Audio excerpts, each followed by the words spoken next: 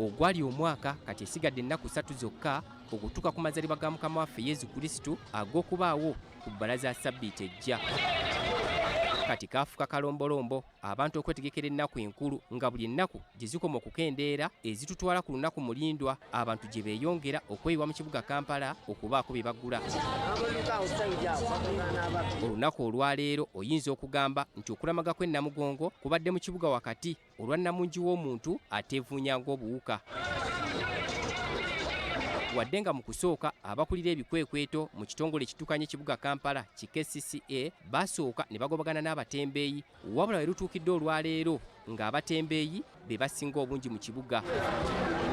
Abatembeeyi be tusobodde okwogerako nabo bagamba nti ku mulundi guno abakulu ba KCCA babakkiriza okukakkalabya emirimu gyabwe, ekintu ekibawadde essanyu.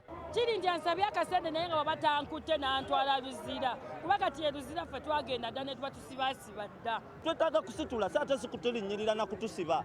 Tuva ewaka waffe nga waliyo ebizibu naye nga tetwagala kusabiriza. Kyokka abatembeeyi bano bagamba nti gavumenti yandibadde erabira ku nteekateeka eziriwo okwongera okubategekera obulungi basobole okweyagalirako mu kibuga mu kifo ky'okubasindiikiriza.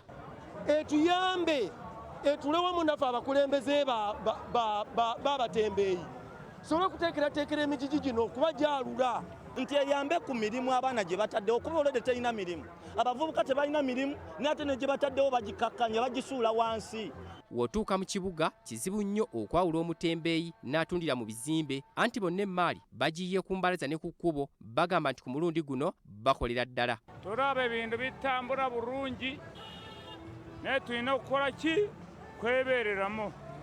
Walimu ababbi. Tetulina muzende kale gyasobola okusinga ku ziro gye waali baddemu, naye ovunaanoma nti anfunyeeyo 3 nfunyeeyo 5 kuba laffe tetuli basuubuzi nti tugenda China. Mu kkoweeri erimu ne zisemaduuka ennene mu Kampala zongedde okusala ebbeeyi ku bintu ng'atasobola mbeera y'abantu bangi wansi mu kibuga, zisemaduuka naddala eya Senana supermarket ebintu bisaliddwa ebbeeyi. Then ne tusala ne ku ngoye twazisaza ebbeeyi, engoye z'abaana n'abantu abakulu.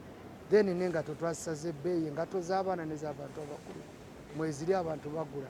Emu ku kampani ezitunda ebikozesebwa mu nnaku enkulu omuli ebyokulya, Mandela Group of Companies mu nkolagana ne Senana supermarket bataddewo ebirabo eri bannamukisa abanettanira okugula ebintu bya Ssekukkulu. Era akalulu kano tekaliimu bukumpanya bwonna, kwegamba abantu badde bajja n'agula ekintu kyonna sigama specifically engano ya Mandela oba ki, agula ekintu kyonna n'akola ki, n'ayingira mu akalulu.